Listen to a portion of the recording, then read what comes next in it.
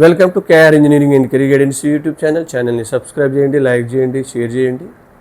ఆసక్తి గల అభ్యర్థులు మా పర్సనల్ వాట్సాప్ గ్రూప్స్ ఉన్నాయి, జనరల్ గ్రూప్స్ ఉన్నాయి, లింక్స్ ద్వారా జాయిన్ అవ్వచ్చు. మరి 2027కి సంబంధించి అన్ని కౌన్సిలింగ్ కంప్లీట్ అయ్యేంత వరకు 1 సంవత్సర కాలం పాటు మీకు అప్డేట్స్ అందిస్తూ మీ పిల్లలకి మంచి ఇంజనీరింగ్ కాలేజీలో ఇన్స్టిట్యూషన్లో సీట్ వచ్చేలా కేఆర్ గైడెన్స్ 100% ఎఫర్ట్ చేస్తుంది. దానికి గత 6 ఇయర్స్గా కొన్ని వేల మందికి మనం గైడెన్స్ ఇచ్చి వారికి మంచి సీట్లు వచ్చేలా చేశాం. మరి కొత్తగా ఇంజనీరింగ్లో జాయిన్ అవ్వబోతున్న స్టూడెంట్స్కి ఆల్రెడీ మనం రీసెంట్లీ ఒక వీడియో చేశాం, what you will be do in coming 4 years అని. మరి తప్పకుండా మీకైతే కోరుకున్న సీట్ అయితే వచ్చింది. మీరు సరే బ్రాంచ్ కూడా మీరు ఇష్టమైన బ్రాంచ్నే చూజ్ చేసుకున్నారు.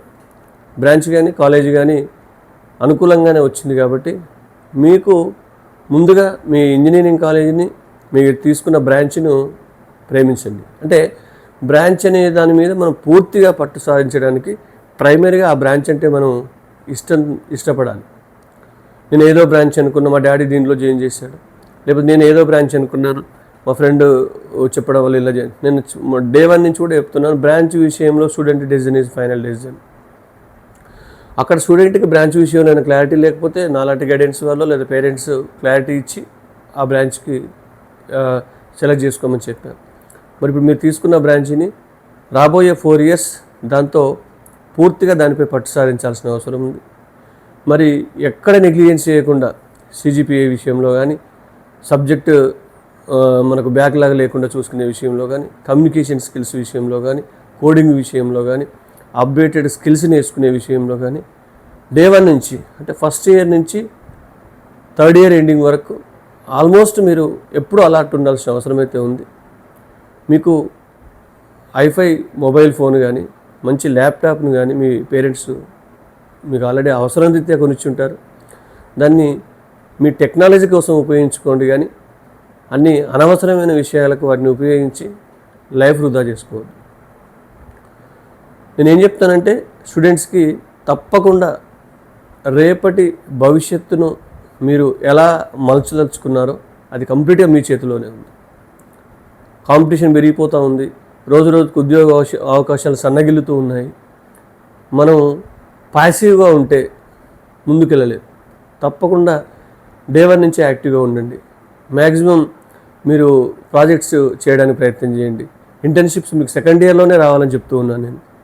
ఆ దిశగా మీరు పూర్తిగా మనకు ఇన్ఫర్మేషన్ కోసం ఆన్లైన్లో కావాల్సినంత ఇన్ఫర్మేషన్ ఉంది, చాలా వేదికలు కూడా ఉన్నాయి మీకు ఏదైనా డౌట్స్ వస్తే. కాబట్టి వాటిపై దృష్టి పెట్టండి. మీ బీటెక్ 3-4 yearsని ఎంజాయ్ చేస్తూ అట్ ద సేమ్ టైం మీ యొక్క గోల్ని అయితే మర్చిపోవద్దు. ఆఫ్టర్ 4 years మీరు ఎలాంటి ఉద్యోగం లేకుండా బయటికి రావద్దనేది నా యొక్క ఉద్దేశం.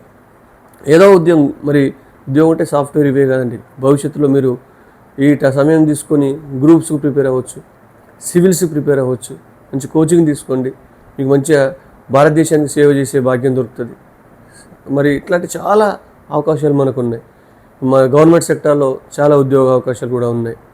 మరి వాటి వైపు మీరు సీరియస్గా ప్రిపేర్ అవుతే తప్పకుండా సాధించవచ్చు. లేదా తొందరగా సెటిల్ అవ్వాలి, ఏదో ఒక స్కిల్ నేర్చుకుని నాకు ఇమీడియట్గా కావాలనుకుంటే సాఫ్ట్వేర్లో అప్డేటెడ్ స్కిల్స్ నేర్చుకుని సాఫ్ట్వేర్ వైపు రండి. కమ్యూనికేషన్ స్కిల్స్ ఎక్కువ డెవలప్ చేసుకోండి. ఎక్కువ మంచి ఫ్రెండ్షిప్ మాత్రమే, పీర్ గ్రూప్ని మాత్రమే ఎంచుకోండి. అనవసరమైన వాళ్ళతో మన లైఫ్ డిస్టర్బ్ చేసుకోవద్దు. ఇవన్నీ చాలా చాలా విషయాలు.